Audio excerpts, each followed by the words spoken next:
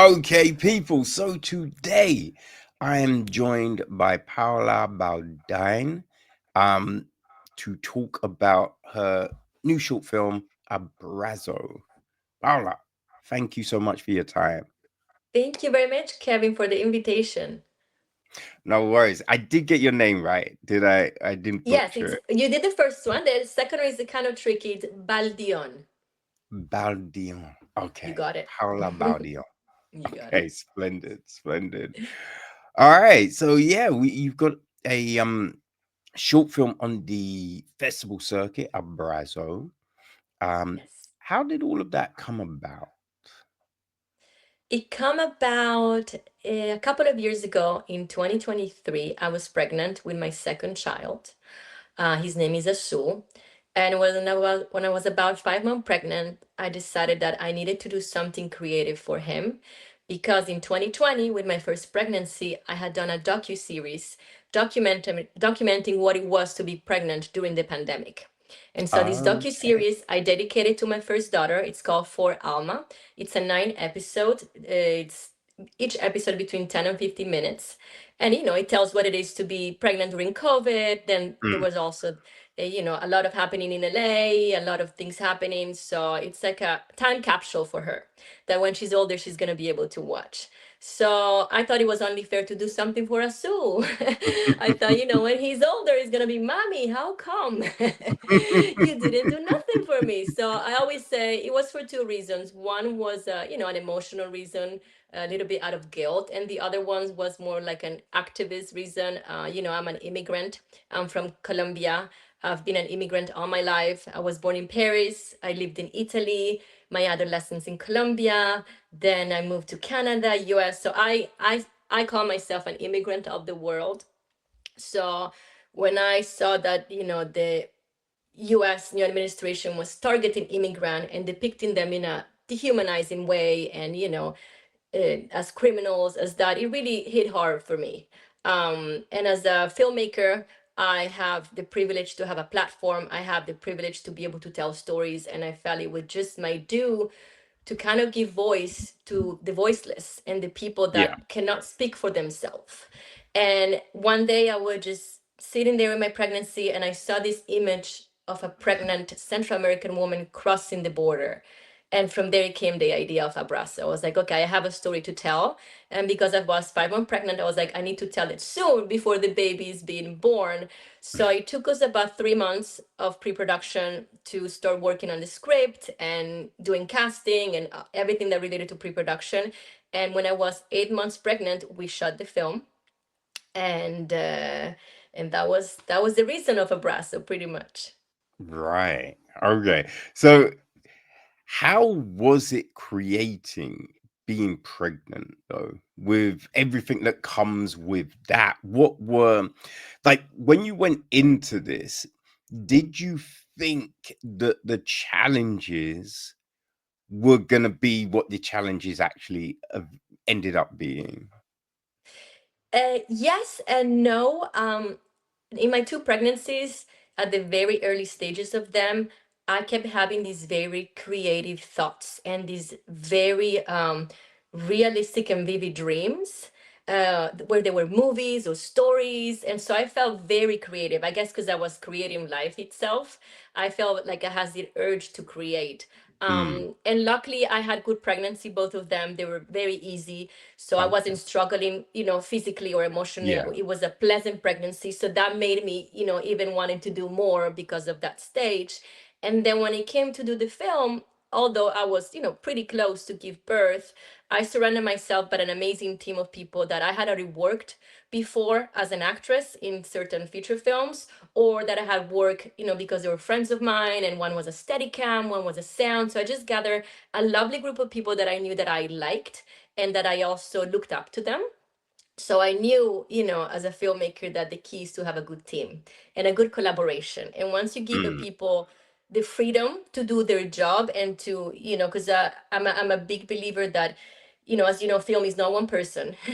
It's many, many people. So when you Yeah. give them their spot to shine, and I give them full confidence and trust, like I'm directing, but you're doing the lights, you're doing the sound, you're doing the makeup. So I give them the freedom to do as they wanted. And so I felt supported, and I felt so supported that when we were shooting the film, I would even forget that I was pregnant, because my focus wasn't there. It was I had Mm. to, look after such a big crew. So it was just very lovely. It was very lovely to see everybody so willing to give and so willing to be part of the project. So that made it easy in a way. Okay. Right. Yeah, no, I can see that. I can see that.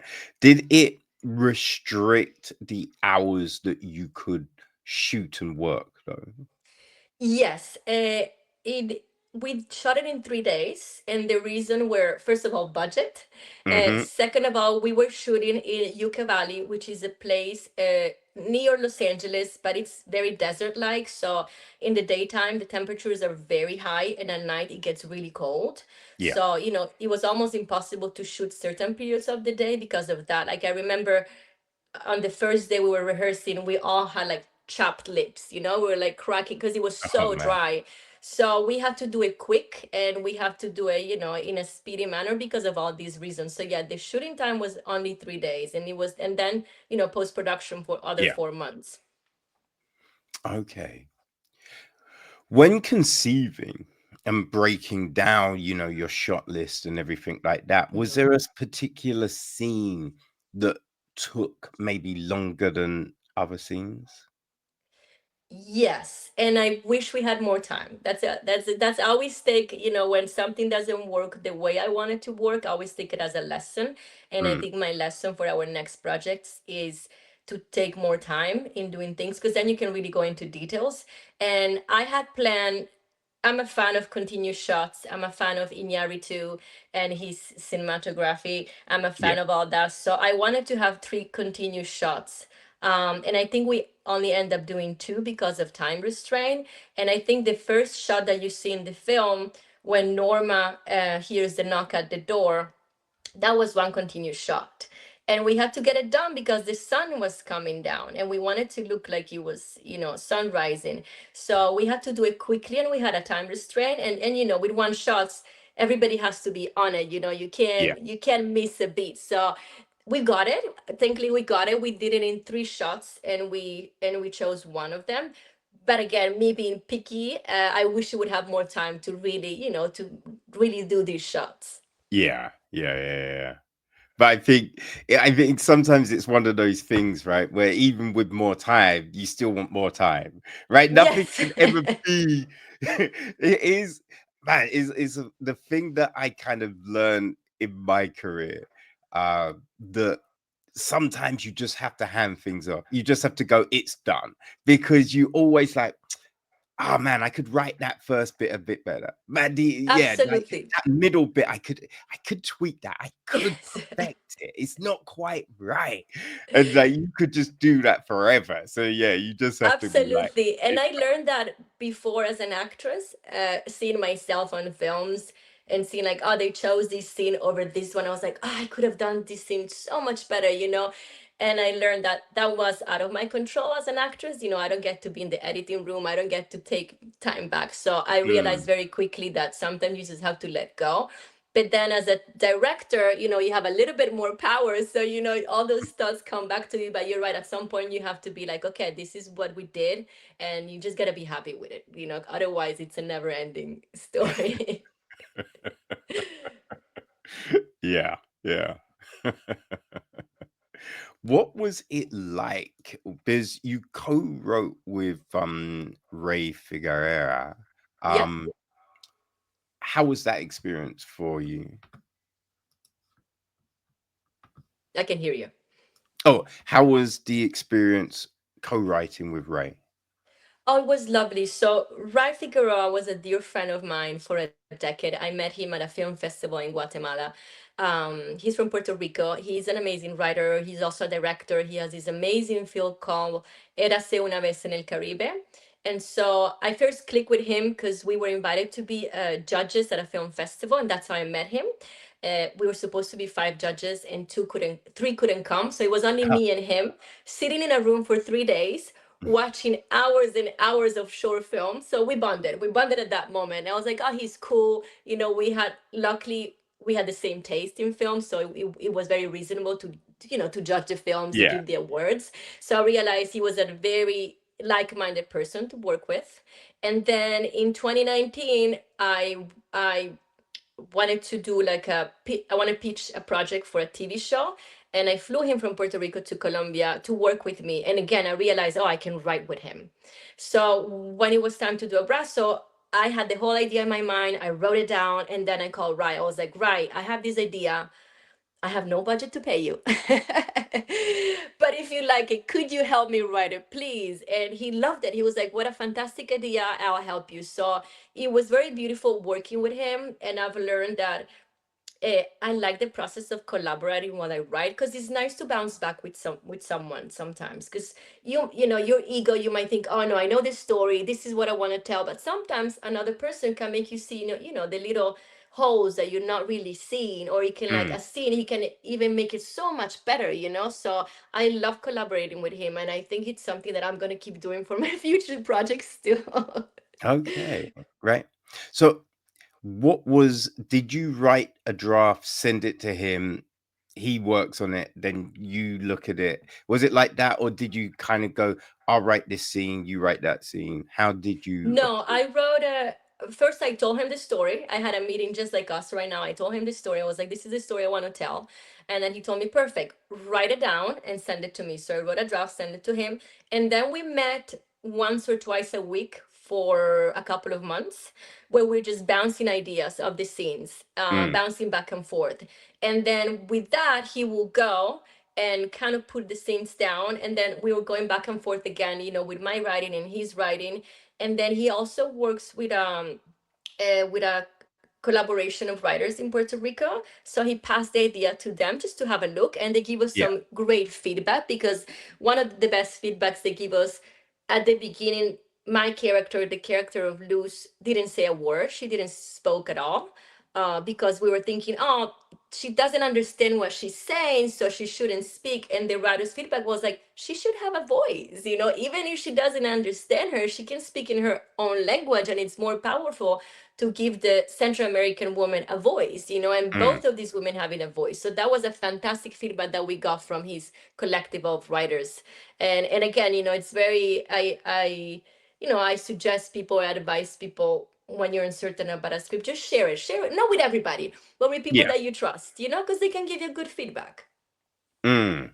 Yes, that is, I think it can always be useful hearing ideas, because I'd always say to my teams, be like, look, there's no bad question.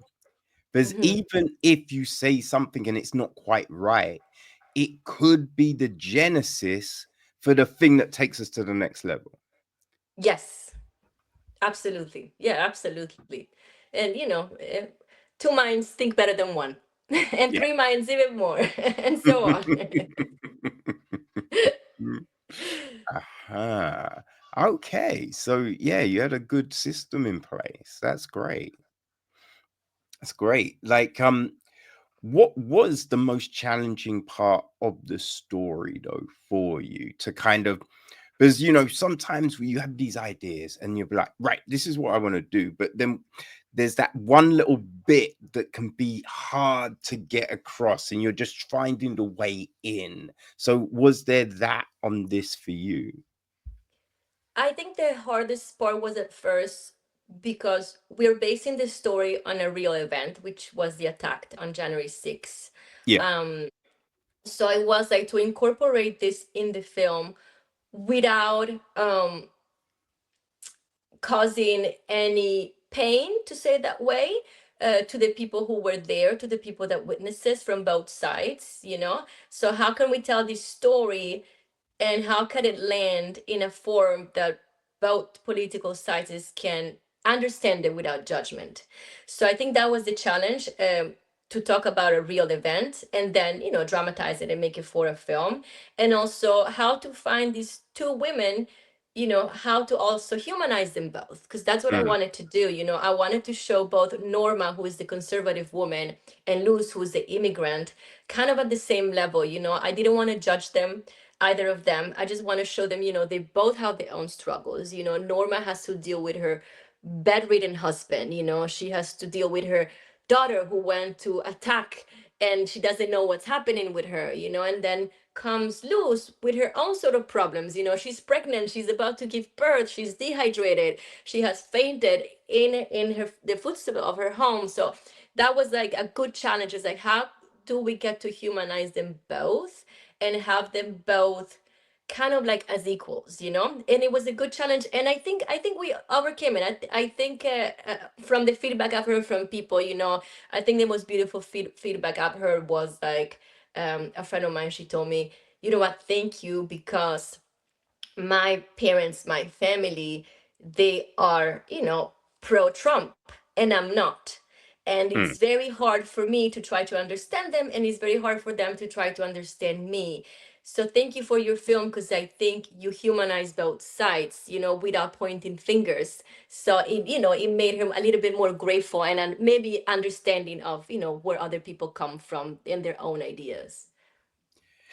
Yeah, this film did very much, for me watching it, it felt like it's a film about barriers, right? And the way that we can perceive something, but Hmm. we perceive it that way through lack of information, lack of life Yes. experience. But the minute you then gain that knowledge, right, you permeate that barrier, you break it down. And it's just that understanding. Like you see it all the time. People are like, oh, I hate like Indian people, but they don't know any Indian people, or they've had one experience with an Indian person, but they're judging everyone else on that one interaction. But you don't do it. Like you don't go, oh, your friend Derek is a piece of shit. But so you don't go, everyone that looks like Derek is a piece of shit. You just go like Derek's a piece of shit. But you do it against other groups, against other genders, against other, you know what I mean, which makes no sense. And that's, I think this film Exactly. shows that. And it shows the fact that when Norman, has a crisis, right, it's that thing that helps her understand, because they're both mothers, but that wasn't enough. But it's this one thing that then goes, oh. And I think that it's like a perfect allegory for, life and the way, people move through it. Absolutely. And as you say, it's a lack of perspective. So always, when people come with their own ideas or whatever it is, I always try to understand, I I had the luck that my parents travel all around the world. So I got to, be raised in an European culture. Then as a teenager, I was raised in a Latino culture. Then I've been in the States, in Canada for 20 years. So I get to see, people in their diverse aspects of humanity, and I get to see a better perspective of the world, and I get to see, in the end, I always say, like, everybody wants to be loved, everybody Mm, wants to share bread at a table, everybody wants to be happy, but when people have a lack of perspective, or when someone has been born and raised in one part of the world and never been exposed to other cultures, it's understandable their fear, and yeah. also, the way their culture have been thought, that this is the right way, and they're not understanding that other cultures might see life in a different way, might see religion in a different way, even the way we cook food, it's just that opening, and kind of, I don't want to say educating, but it's like it's trying to spread knowledge, that Mm, we, in the end, we're all humans, and yeah. and I think right now what's happening in the world, not only in the States, but many different parts of the world, is like we have a lack of empathy, a lack of humanity, and it's Mm. been justified by this fear, and what I've always tried to do with my work, with I Am Migration, on my work, it's kind of like give a little bit of hope, like to tell people, we're all humans, we all have humanity, we all have the same fears, and we all want the same things in the end. Yeah. It's a weird thing, right? Because remember, like, when the internet came, it was Hmm. just like, oh, this is going to change everything, right? It's going to break down time zones. It's going to increase communication. It's going to do all of this stuff. But a lot of times people navigate the world as if there is no internet, right? Because back in the day, when you the news you got was very localized, right? Mm-hmm. So you didn't necessarily know what's all of these big things are happening around the world. Like you might go somewhere and be like, "You have that too? Oh, Yes. Matt, you watch that? I thought that was Yes. just in my place, you know?" But now we can see so much stuff, Yes. but people still kind of go, right, I hate these people because they're not like me when they're like you. You know, you can Yes. look at foods, right? Like so many different countries have like a version of sweet potato, like a different Mm-hmm. type of, right? Or different peppers and different apples, banana, like so many different fruits and things that are specific to that country, but are the, you know, just a cousin of, right? They're in that family. So it's Yes. just like we eat the same, we listen to this, you know, similar types of music. You know, there's rap, there's jazz, there's rock everywhere. You know what I mean? So Yes. it's just like we are the same. So it's just like Absolutely. if we just open up our perspectives more, everything will just, you know, blossom, as it were. Yes. Absolutely. I agree with you. Do you follow MMA by any chance? No, I don't. Tell me about it. Okay, it's mixed martial arts. So like the biggest organization in the world is the UFC, the Ultimate Fighting Championships. And so there's fighters from all over the world, you know, and there's different weight classes and everything like that. But so it's great because you see these, you know, challenge like people contesting against each other for belts and you know, just all of this different stuff. But you know, you also get to hear from the fighters themselves. And there's this one fighter, Sean Strickland, who's a little controversial, but like he's spoken about growing up. And when he was a kid, like he was brought up in a very toxic household. Like, Mm-hmm. you know, parents are racist. So he was, you know, taught, you know, black people are horrible, like, you know, Indian Latino people are horrible, like just don't like these groups. Yes. And but then as you know, you get older and your sphere of influence increases, right? Mm-hmm. Going to school and different things like that. So then he starts to interact with different groups of people. And he's Yes. just like, wait, I was told these people are assholes. They're not assholes. Right. And so that completely then changed his outlook on life. Yes. And I think it, you know, it's those things, right? It's hearing those stories and it's watching like films like Abrazo that can really, I think, inform people on like ways of looking at things, you know? Yes, yes, absolutely. And you know, even what's happening right now in Los Angeles, with all these ICE raids, you know, and people kind of like, I'm so proud of the city of Los Angeles kind of waking up and fighting for these immigrants, because like immigrants are the base of United States, you know, like Mexico used to be Los Angeles, you know, so Mm, and every food you eat, everything that you, the avocados you get from your supermarket, they're picked up by Latinos, mostly Mexicans, you know, like even all the you know, North Americans love Mexican food, you know, it's made by these Latino peoples, you know, all the hard workers, you know, my handyman is Mexican, all the people that do you know, the dirty jobs, the hard working work are Latinos. And Latinos are hardworking people, good people. So it, you know, it's hard to see what's happening right now, but it's also, it proves that people are realizing, you know, that it's worth to fight for them, because they are the base of society, because they are what makes, you know, California California in this moment.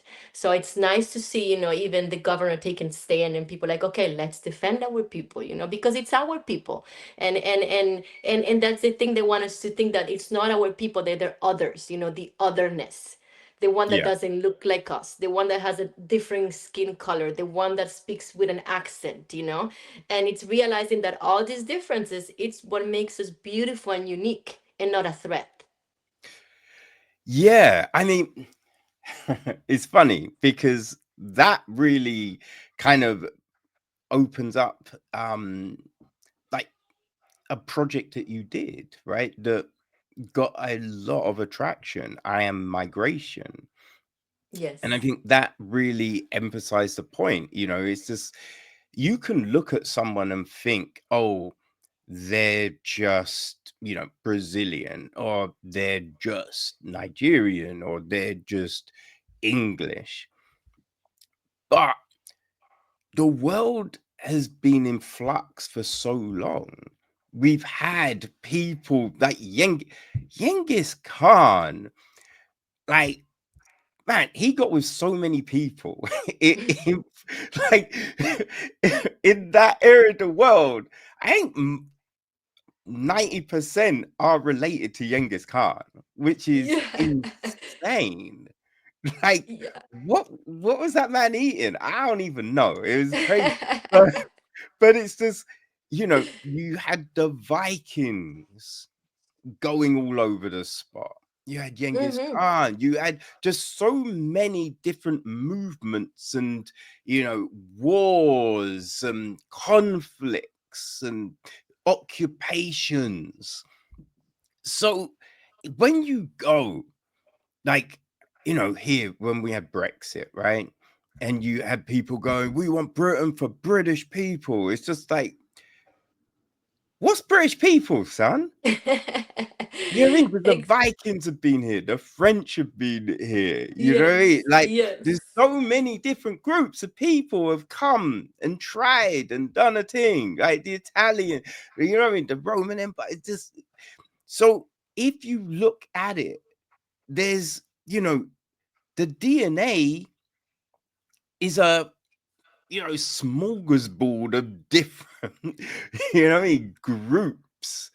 Yes. So it Yes. makes no sense when people are like, oh, you don't belong here. You're not one of us. When it's just like, I mean, essentially, we're all the same. Absolutely. And people forget that it's in a human nature to migrate and Mm, travel. And it's the reason why we're here, also the reason why people want to go to space, because like we are curious, being human, it's being a problem solver. That's what makes us different from the rest of the animals. Like we wanna, we wanna discover more, we wanna do more, we wanna walk more, we wanna discover more. And it's something that it's in us and it's never gonna change. So to, try to contain us, it's almost going against our own nature of what it means to be humans, and what it means to migrate. And as you said in my documentary, I Am Migration, and if we go back millennials ago, we all come from one woman, African mm, Eve. We yeah. are all related to this one woman. And so that means that we all migrated from, from Africa, but people forget about that. People don't Mm. understand that. But once you kind of paint the big picture and you start to see all our DNA going back, it's like you realize that humanity is just one big family. But unfortunately, because of politics and because of the control the 1% wants to have, they want to make us think that we're divided and that we're different. Yeah. I think it's like, you people look at history and look at, things, and they feel that you have these nomadic groups, like Cherokees and Inuits and people like that who moved around, but they think, oh, it was just them, right? But it was everyone would move because it's just, you know, animals would move. Like your crops would die. So you'd be like, okay, we can't grow here. We have to go somewhere else. So you had this movement, this migration for life, right? Yeah. To survive, people just constantly would move. Yes. But now we don't, because we built cities, we built Hmm. different infrastructure and stuff like that. But you have these things that are just hard, as you say, it's hard boiled into the DNA. Yes. Why we do things, right? Like people have talked about it, how when you walk through a forest, you often find yourself looking up. And they Hmm. say that's because back in the day, when you went into a forest, there would be predators. So you'd be looking up because you have to be aware of this. So there's certain things that are still hard boiled into us. Yes, You that's know what I mean? right. And I think migration and wanting to travel and explore and move is one of those things still. Yes, it is. Mm. Like, what was the experience like doing I Am Migration? Like, and did you think it was going to be as big as it became? No, we didn't. We it all started again when the administration changed and there were dehumanizing immigrants. My husband is Italian, so he's also an immigrant to the States. We're both immigrants, so we decided, as artists that we both are, let's make a statement on what do we think about this. How do we see immigration? So I took the DNA test, and when I saw that I came from 10 different parts of the world, I was like, oh wow, this is beautiful, and that's where came the idea, well, let's show myself embracing all my ethnicities. And the process of research took a few months because, again, I always say there's a very fine line between appreciation and appropriation. And I Mm, didn't want to appropriate the cultures. I didn't want to wear a costume, like a Halloween costume. Like that was absolutely no. So it was like a lot of research on, like, each one of my ethnicities, what would they wear? And I actually purchased objects from that parts of the different countries, uh, to make it, as I said, an appreciation of these cultures. So when I had everything together, we shot it in one day. We did it with my iPhone. It was just my husband and I. He was shooting it with a little camera, and I was just changing costumes. And we shot it in one day. We put it out. I edited on my iPhone. We put it out online, and we were very surprised. We didn't think it was gonna get so much traction. I originally put it on my Facebook, on my private page, and then I realized that it was going viral just on my private page. So I said, okay, well, let's open it up to public. mm. And that's when it just went crazy. And I remember on day number 7, we had 17 million views.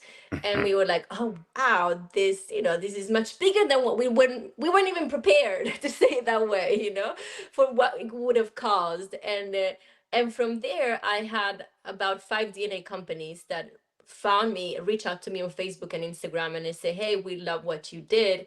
If you ever want to do a bigger project, can we sponsor you? And from there, we chose one of the companies, and they sponsor our next documentary, I Am Migration, which it's a 40 minutes documentary where my husband and I, we travel from the East Coast to the West Coast, and we deliver 400 DNA tests to all the people we encounter to show Americans that they all come from migration, Mm. which it seems like a very simple and basic thing to say. It kind of makes sense, but when you actually see it, when you take a test yourself and you see the results on yourself, it changes the narrative. It changes something in you. So that's why we decided to do this project. And it was very beautiful to see because, so many people think they have an idea where they come from, and it's usually not what they think. So it's nice to see the reactions. Not all reactions are positive, to say it Yeah. that way, because there's a lot of, problematics that come with it. But it's nice to see how people digest it and how they come to terms. For me, one of the most beautiful reactions was from Bobby Burns. He is the only Native American person we found. He is from the Paiute tribe. And he thought he was 100% Native American from the Paiute tribe because that's what his ancestors have been telling him from years, that he Yeah. wasn't mixed. So when we delivered the DNA test, he was from all over America. By America, I mean he was from Inuit, from very North America, from Alaska. Then he was from North America.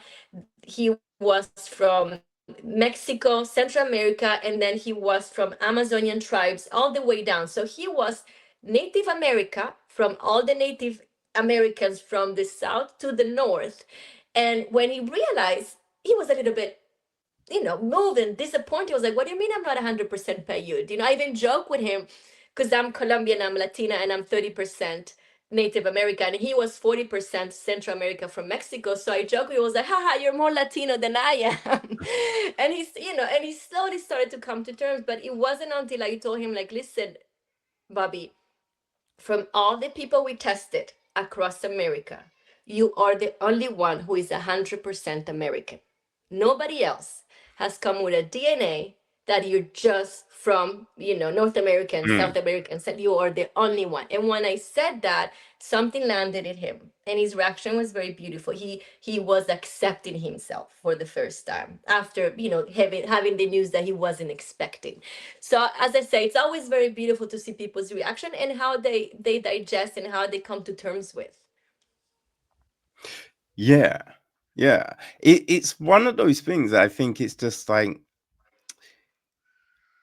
it, it might say that you're, part this or part that, you have this in you, but it's kind of like, how do you see yourself? Hmm.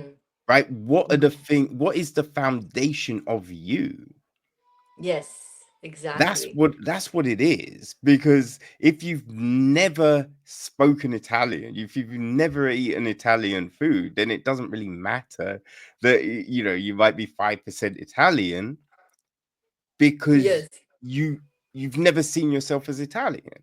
Yes. You know what I'm And saying? So that's exactly what happened to me, because I I grew up in France until I was 4. Then I moved to Italy, and when I moved to Italy, the first years, I was the little Colombian. They call me La yeah. Colombianita, right? And then I I lived in Italy until I was 11. So then the moment I started to feel Italian, that I was speaking, with an Italian accent, I have forgotten my French by that time. So my first language now was Italian, even though my parents spoke in Spanish because I was living in Italy, I was going to school in Italy. My first language was now Italian. Mm. And so then when we moved to Colombia, I spoke Spanish with an Italian accent. And so I was the Italian girl living in Colombia. So again, my identity kept shifting, right? yeah. And it took me a few years for me to speak with a Bogotan accent, with an accent from Colombia. And it took a few years for me to be accepted as a Latina, adolescent at that time. And then when I moved to the States, it happened again. I spoke English with a very, very thick accent. People would say, like, oh, she's Latina, she's not from here. So again, it's always been having to question my identity and where I come from. And I guess being an actress, it came in handy. I was like, oh, I can be all these different people. I can become this person and this character. But it's always having to kind of restart and question yourself all the time. Mm. So when my DNA test results came back and I saw that I was 20% Italian and Greek, I was like, oh, I am Italian, because it's been such a long time since I felt like I was Italian. I was like, oh, so part of me, it actually is. I now I can say it. And the same thing with being, 30% Native American. I was like, I am Native American. So for me, it was a beautiful gift of finding out that the places that I've been and the identities that I had taken over, they were actually truth to somehow, Yeah. coincidentally, Yeah, they yeah, were, yeah, yeah. so it was a little gift to be like, okay, I am from all these places. Yes. There's people will tell you that you're not, right? People, the amount of times as a kid, grown people, you know what I mean? Like grown people would be like, go back to your own country. You're not welcome here. We don't like your type. You'd hear it all the time. Yeah. And so it's just like it then creates that weird kind of dichotomy because it's like, you know, you're not Nigerian. Like, even though you are Nigerian, you're not Nigerian. Like, because you've not been there. Hmm. So it's just like you're not gonna be fully accepted there. So then it's just like you're in this no man's land floating around. Yes. Right. So, but it's just like you find the things that anchor you to where you want to be. Yes, exactly. Exactly. And at some point, what I've learned, you have to come at peace with yourself, Yeah. and just love yourself for who you are or you think you are, and just be happy with it. And I think as humans, the hardest thing for us it's accepting ourselves, and it's a constant work. It's not just like a one day thing. It's like accept, because you also change. You stop being a kid, you're a teenager. Stop being a teenager, you're an adult. Now I'm a mother, and I guess Hmm. I'll be a grandma. So we're always evolving and changing, and you always have to reaccept yourself constantly. It's a work. We're a work in progress. Yeah. Never finished. And you decided to pick a profession where you're always judged. You're like, ah, Paola, in this performance, I'm not sure she convinced me that she's, a snail. Like, in this performance, Paola does this, or the direction of this. You'll have people, I'm sure, saying so many different things, right? But it's just like, you'll have the core group of people that you can trust and believe in, and they will give you some things, and they'll tell you, no, you did great work on this, right? You were really believable. This was your best performance yet, your best film yet, the best thing you've written yet. But still, there will be so many people online going, that was trash, that was terrible, that was, which can eat away at you, you know? That Absolutely. And how I have forgotten about it because I took a break from acting to raise my kids. It was both mm, my husband and I, we had the means and we decided, let's take a break. My husband has a first child from his previous marriage, and she's going to be 17 years old now. So when I was pregnant, he told me, like, listen, I know how quick they grow, how fast they grow. They're only going to be children for a very limited time, and they're going to be adults their entire lives. So now that we have the means, let's enjoy them. And I thought it was the best decision I could ever make. I have absolutely zero regrets. So for the past 5 years, I've been, a mother. I've done, Abrazo, but they're home projects, they're family yeah, project. They're like, doesn't require me to leave my kids for months. I'm always home with them. And so now that I felt like, my youngest is two in a few months, and my oldest, she's 4.5. I was like, okay, now that I felt like they're a little bit older, and then I started to put myself out for auditioning again. And I forgot how hard it was, because you get excited, and and even if the more auditions you do, the more you're being told no, the more you develop a thick skin, right? And the more you're like, mm, okay, you can brush it away very easy. But because I hadn't done it in such a long time, I did my yeah, first audition for a project that I was very excited, and I got a call back right away. I was like, oh wow, it made me feel good. I got a call back. That's a great compliment. And I did the callback, and it didn't went well, and I knew it right away. You can tell, because yes, being behind the cameras as a director, I can tell. And I knew I didn't get it, and I know, and it hurt me, and I was upset for a couple of days. It's like my poor little ego. I was like, I am human. It's okay. It's okay. I can be upset too. But I forgot how hard it is to put ourselves out there, and to be used to being saying no, you're not good enough. But I also, as a filmmaker, as a director and producer, I also understand now that it's never about your performance. It could be, but sometimes it's about, you don't fit the role. It's not what we're looking for. It's not, there's so many other things that go into an audition that is yeah, not, doesn't reflect your talent. It's more like a vision that they have, and if you fit or not their criteria. So I've learned that. But even though you're aware of that, it doesn't mean it's not going to hurt you when it happens, right? We're still mm, humans. yeah. I think that's a big thing, right? But it's kind of like, when you've done something, when you do an interview and yeah, that I wasn't on a, I wasn't 100%. I wasn't firing like I could fire that one. That's that's frustrating, but okay, I didn't deliver how I can. Hmm. But it gets super frustrating when no, that was a good one, Hmm. right? That Hmm. I know I did a good one right there, and then you don't get it. And it's like Yes. understanding, as you said, it's not that you did anything wrong, but in their head, they've got a certain idea. But I think it gets frustrating when essentially, though, anyone could fill that gap, Hmm.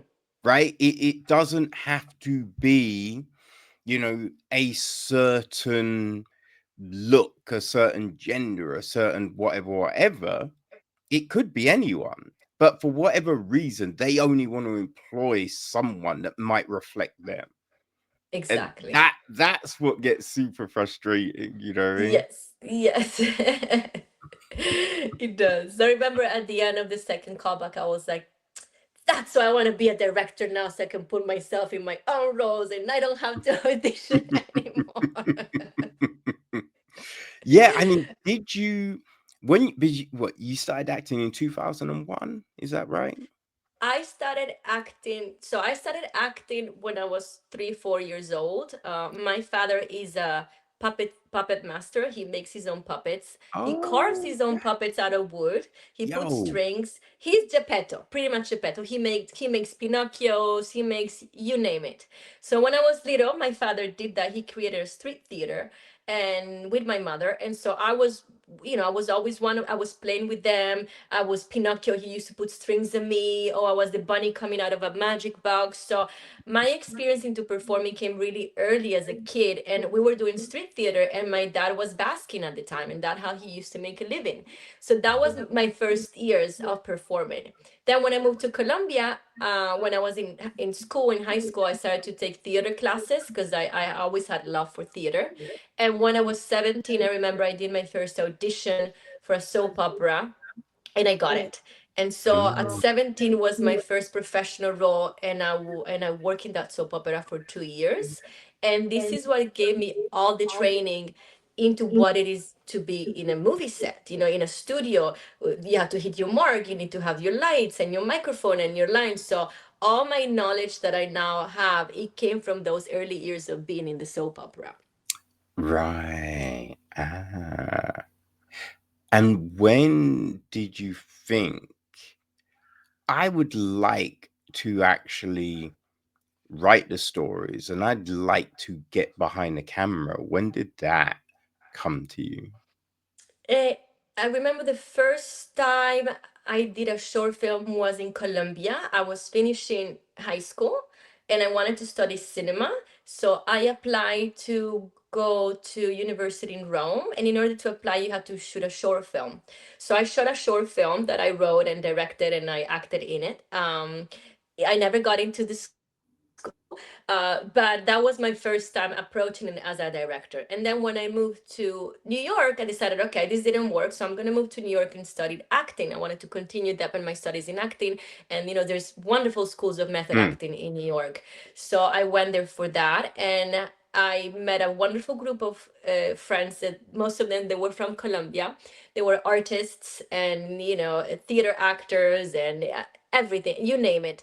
And with them I started to make short films just for the sake of creating.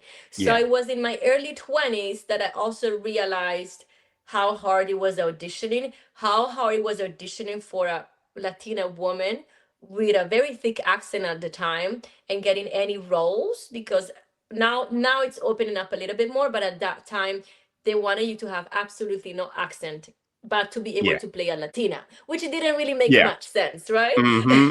So I realized how hard it was, and I realized that I was never gonna get a lead role unless I wrote it myself.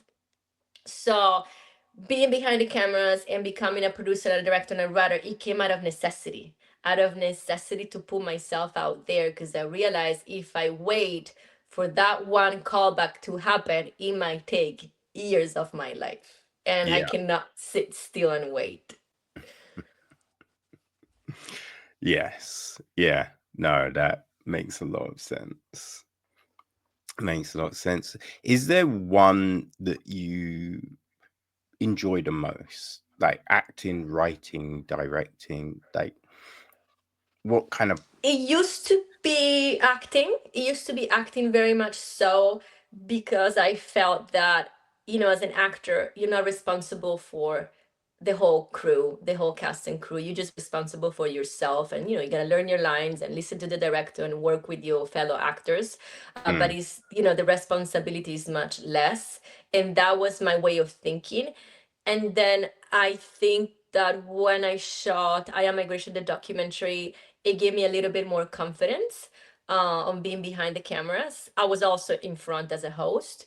But then he was shooting Abrazo. He was shooting this short film that I thought, oh, I'm ready. I'm ready to direct a feature film. I felt like I gained enough confidence. I know how to manage a team. And I realized that, as I said before, if you have a good team that you trust, and if you can give responsibilities to everyone, then it's not just on you. It's Yeah. not just on you everything. And so I think it was, just with Abrazo that we shot in 2023, that I was like, okay, now I'm ready now. I've had enough experience for the past 20 odd years, that I felt like I'm ready. And I actually did enjoy it very much, directing. So I feel like now, for me, acting and directing are kind of at the same level. I also do enjoy writing, but it's hard. I'm a very active person, so it's hard for me to sit down. Like, just Mm, the act of sitting down and start typing, it's a little bit hard. But then once it starts, and again, once I start to work with Rai and we have a flow, I get to enjoy it. yeah. When because you've lived all over the place, right? What language do you like manifest in? When you're creating a story, what is the language it kind of hits you? Yes. Well, it's changed, right? It depends on when I'm living at. When I was in Italy, it was Italian. When I was in Colombia, it was Spanish. And now that I've lived, in the States for the past 20 years, it's in English. So I will start manifesting in English. But now, for example, that I've been in Italy, I have family in Italy, so we come every year for 3 months. We're here, and I've noticed in myself starting to think in Italy again. So Mm, it's very, my brain kind of adapts to the country where I'm at. But I would say, because my kids were born in California and my husband is Australian, English right now is the main, is the dominant language that we have. yeah, yeah. Because it's kind of interesting because when you watch films from all over the world, the flow and the beats are slightly different. Hmm.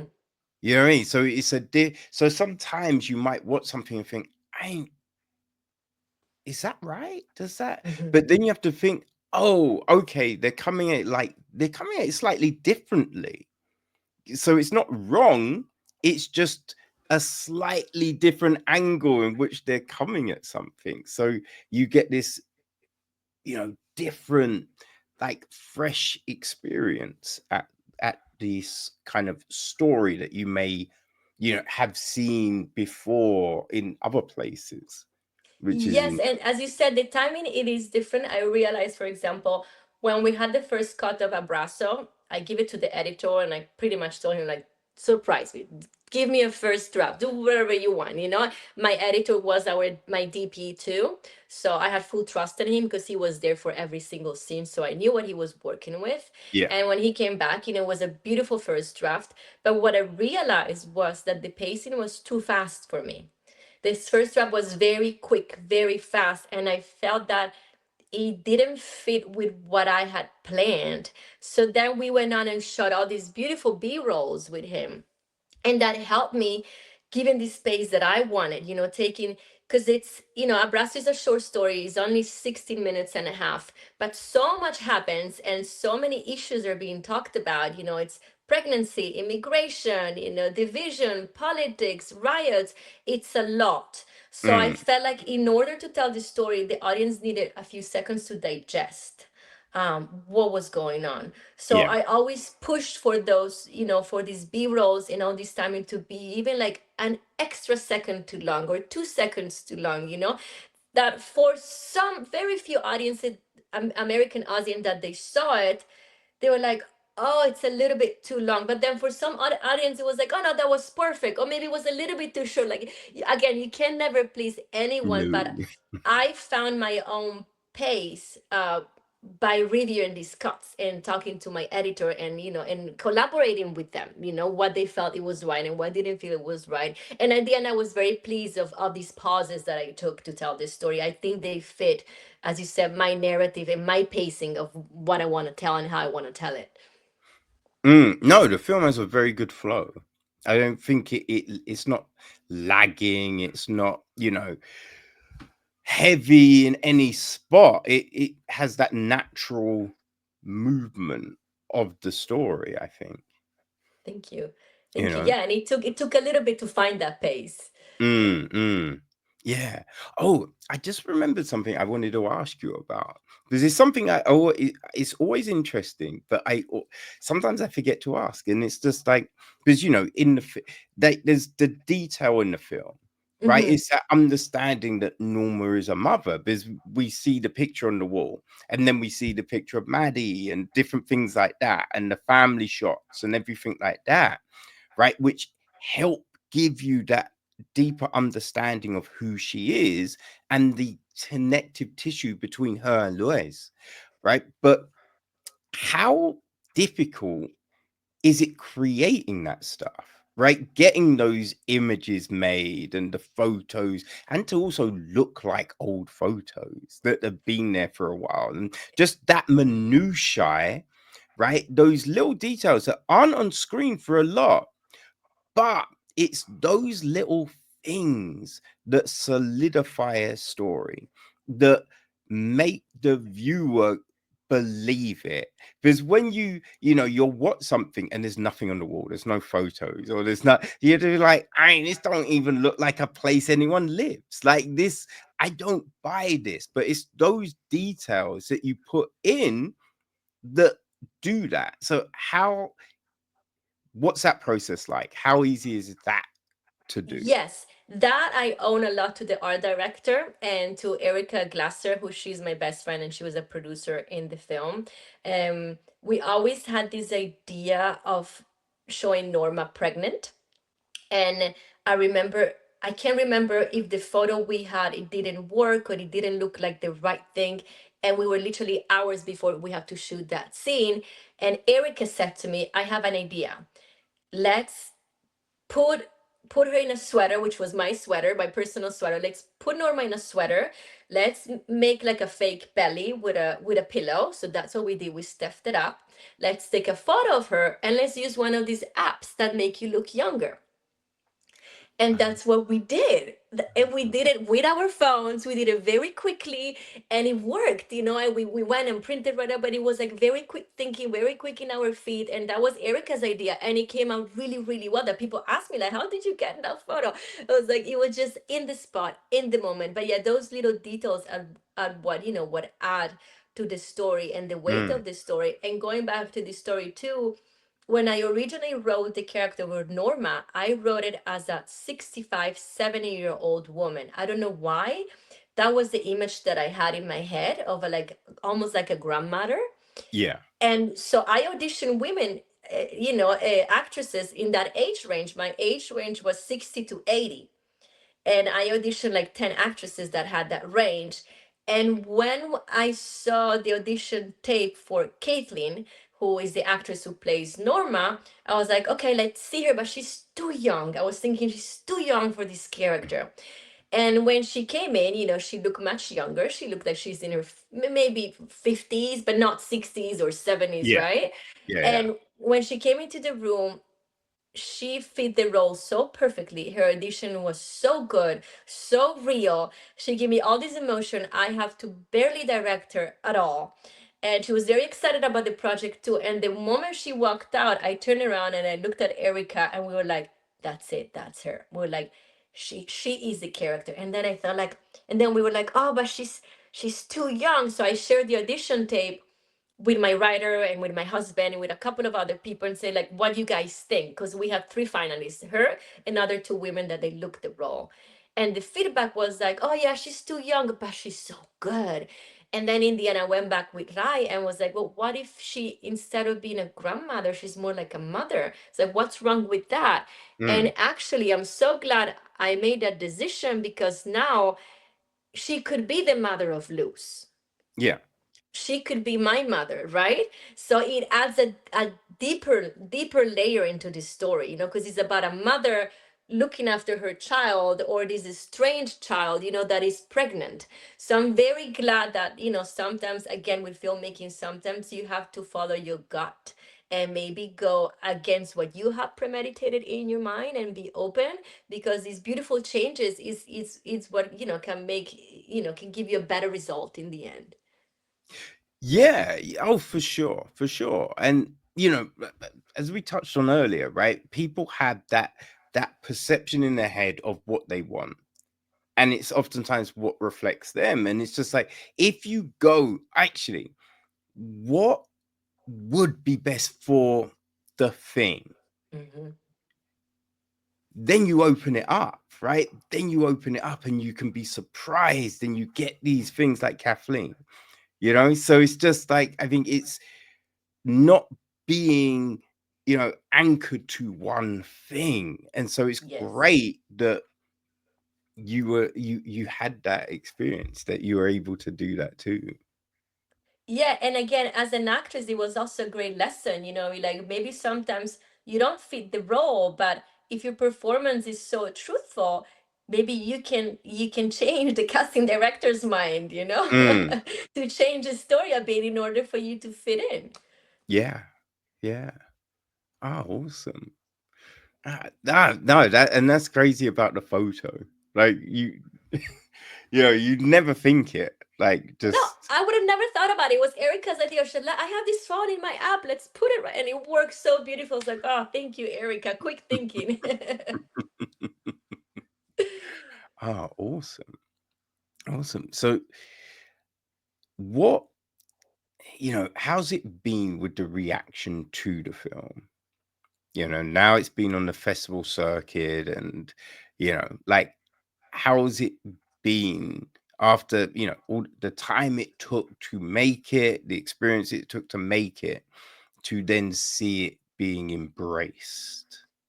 It's been really good. It's been really good. Again, the timing, and it's not something that I planned. I didn't plan to release it when it just happened. The timing of what's happening right now in the States with immigration, it's become even more relevant, the story. So it's just nice to see people embracing it and supporting it. And again, it's even I try not to be political, but I am a little bit political in my work. So it's nice to see even people from different spectrums kind of understanding it. I haven't found anyone fighting it. I haven't found any negativity so far. But I found a lot of good response. And again, I really enjoy also showing it in different parts of the world, because when we show it to Italy, the audience had a very different reaction that the audience have been sharing it to the States. uh, because sometimes in other cultures, you don't know what's happening. So Italians were like, oh, there's also an immigration problem because we also have an Mm, immigrant. Oh, and this is what happened. yeah. So for them was like, wow, tell me more. Like at the end of the film, that's the one feedback I got, from the European audience. It was like, what's happened next? We wanna hear more, and that's what it sparkled in me. I was like, oh, maybe I need to tell another story. And I had that reaction also from Chandler Film Festival in Arizona. A lot of people after watching the film were like, what happens to Luz? What happened to Norma? You have to continue telling this story. Mm, And I never thought about it at that point, because I was like, well, I already told this story. I don't like to repeat a story. yeah. But then I kept thinking, like, well, what happens 5 years later? What could happen 5 years later when Luz has had her child, when she's been in the US for a little bit of time? So it's pushing me. I already have a whole feature film in my mind. I already have it. I'm just looking to find the time, again, with two children and the moving and everything. I'm just waiting to find the time to write it down. But I think there's a feature film coming out of this. Okay. Interesting. Oh, that's great. and Oh, and again, it was because as you asked the question, I would have never thought about it, but it was people's reaction and the yes. audience reaction and their feedback that made me be like, okay, I think there is more story to be told. Mm, mm. Yeah, because I think sometimes you do get that, right? At the end of the film, be like, "But where do they go from here? Like, Mhm. what happens next?" Like, oh my gosh. And with Abrazo, the way it ends, there are those, you do have those thoughts of, what could be the potential ramifications for Norma and Maddie. Like, where does Louisa go from here? Mhm. Mhm. So it's just like you're not dissatisfied with the story you see, because it's a complete story as it is. But yeah, there are those things like, I wonder what could be next for these people. Yeah. So no, that's great that yeah, we at some point we'll find out. Yes. Maybe we'll talk again. Ah, tremendous. Yeah. Like what is because you've just finished something, right? Am I correct? You've got The Long Home. Yes, that one we actually finished years ago. Ah, That was yes, but I don't know why the IMDb keeps saying that it's incoming, but that was a production I shot 2014, I think it was. oh gosh, It right. was directed by James Franco, and unfortunately that movie would never see the light of the day because that's the movie where he got all the accusations, and that was his last movie. So we will never be able to see it, but it's out there in the IMDb. But no, Mm, with my own projects, I have I'm working on with my friend Erica, which I mentioned before. She's a Colombian. She's also an actress, the producer. We are working on a TV series we want to do based on real stories of her dating life as a Latina woman in the States. And because and it's based like she will come to me and tell me like, oh, I went on a date, this crazy thing happened, and she tells me the craziest stories you could ever imagine. There is so much comedy, but it's so much realism. I was like, this, I told her, like, this needs to be a TV show or something, because there's so much to tell. And again, I feel like having perspective of Latina women dating is not something, that is highly seen on TV. So I think it's important. And also, Latinos, we have a lot of taboos. We come from a very religious background, so yeah. there's a lot of things that we don't really talk about. So I thought it was very important, to talk about sexuality in an open way, Mm, mm, and maybe it can have some humor or not, but like I think it's important to address topics that maybe are taboos for us in the Latino culture. And I think the way we address it, it's in realistic way, and it could be very deep, and it could also be very funny, like life is that way. yeah. It's never one color of the other. So that's a project that we're working on the pilot right now. And when I go back to the States, we're going to shoot the pilot. But that I'm Oh, very excited to do it, because and again, it's like you have these wonderful stories, and me, I'm a married woman with two kids, so I get to live through her, all this singleness and all these all days. So it's beautiful to see also this, like, because my kids will be, my family will be in the TV show to us, like, as this like dichotomy, like the yeah. single life and the married life, and what it is, and that we both miss and we both like and we're both enjoying. So that's I'm very fond of this project. It's gonna be called Erica Unhinged. Ah, okay. Alright, and are you looking at, like 30-minute episodes, 60-minute Yes, I episodes? think I think 20 to 30 minutes episode, we're looking into that. Yeah. Because I know, nowadays people want digest really, really fast, but I also still want to have the time to tell, to tell a story.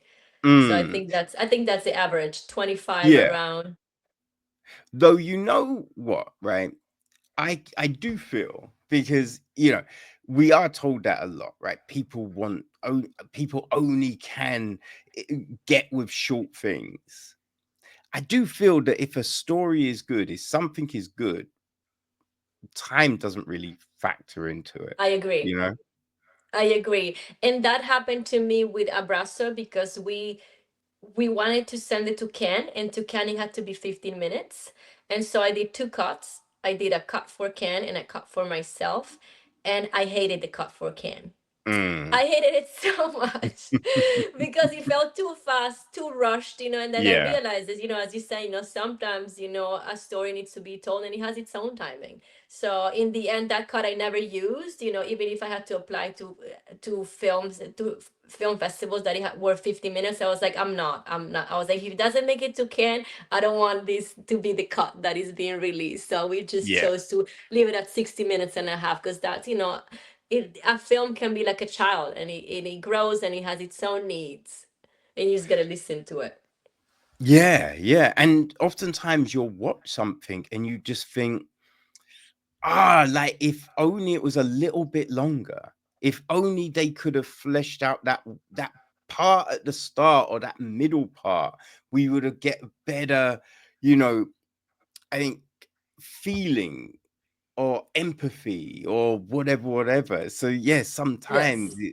when you have to cut it down because a studio's telling you this, or you're trying to get into something, or I mean, that can have a detrimental effect. So it's good to be able to go, no, this is the vision for it. This is the length. This is what works. Yes, exactly.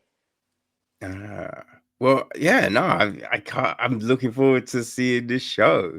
It sounds like Yes, it'll be me great. too. Awesome. So is that so you have that and then the longer Abrazo. Are those the next things that are probably Yes, coming? those are my two main projects. We have other side projects that I am executive producing, so they're not completely mine.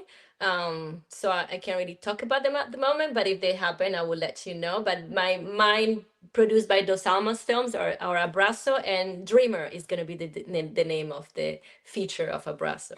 Ah, okay. Because Dreamer, as you might know or not, but Dreamer is the political name that it's given to the children born of immigrants in the US. The immigrant undocumented, so when an undocumented immigrant has a child and the child is born in the US, it's called a dreamer, which I think is a Oh, beautiful name.